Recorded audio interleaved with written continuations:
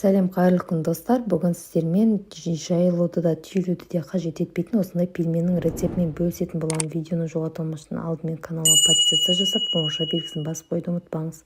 Алдымен тартылған еттің үстінен ұсақтап туралған пиязымызды, чесногымызды, қара бұрыш, тұзымызды салып, оның үстінен 2 дана жұмыртқамызды жарып салып, қолымызбен жақсылап біркелкі масса болғанша барлығын біркелкі араластырып алатын боламыз. Дайын болған массамызды, яғни фаршымызды осылайша қолымыздың көмегімен видеода көрсетілгендей етіп, құрт тәрізді етіп, өз қалауларыңыз бойынша кішкентай дөңгелек не болмаса үлкен дөңгелек деп алсаңыздар болады. Мен үлкендеу дөңгелек қылып жасап алдым.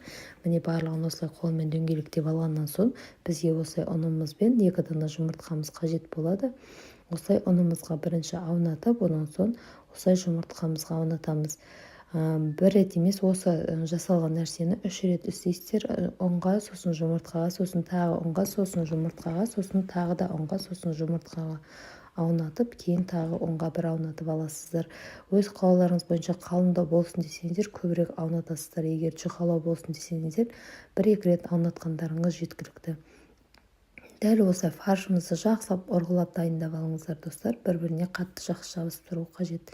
Себебі қайнаған суға түскен кезде біздің бұл пельмендеріміз ажырап кетпеуі керек, ұсақталып.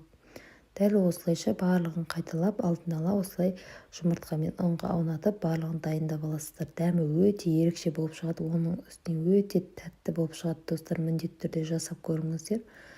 Бір жасағаннан-ақ шығатын болады. Дәл осылай ұнға жұмыртқаға аунатып отырып, барлығын осылай дайындап аламыз. Оған дейін біз алдын ала қазанымызға суды қайнатуға қойып қоятын боламыз. Міне барлығын дайындап алдық. Енді қайнап тұрған суымыздың үстінен тұзымызды салып, оның үстінен осылай аздаған сары майымызды салып, осылай араластырып, кішкене қайнап шыққанға қоямыз. Қайнап шыққаннан кейін осылай біз пельмендерімізді бірме-бір салып алатын боламыз. Бірме-бір салғаннан соң осы немен араластырып, кішкене құйыластырып тұрамыз. Барлығын осылайша салып аласыздар достар. Қайнап шыққанша дәл осылай кішкене осылай араластырып қоясыздар. Араластырып біраз уақытқа қақпағын жауғаннан кейін өзі кәдімгі пельмен піскендей етіп, пельменді пісіріп алғандай етіп, осылай пісіріп аласыздар. Міне осылай қайнап, барлығы осылай дайын болып шығады.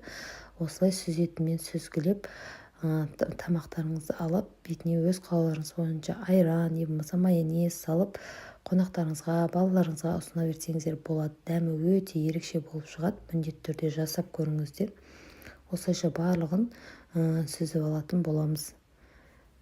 Достар, каналыма кіріп, менің каналымда пайдалы рецепттерді көріп шықсаңыздар болады. Каналымда өте 250-ден астам рецепттер бар. Көріп жасап көріңіздер. Рецепт ұнаған болса сақтап алыңыздар. Видеоны жоғалтылмастан каналыма алдын ала подписация жасап, қоңырша белгісін басып қойды ұмытпаңыздар. Назарларыңызға рахмет. Сіздермен бірге болған Алмагүл. Сау болыңыздар.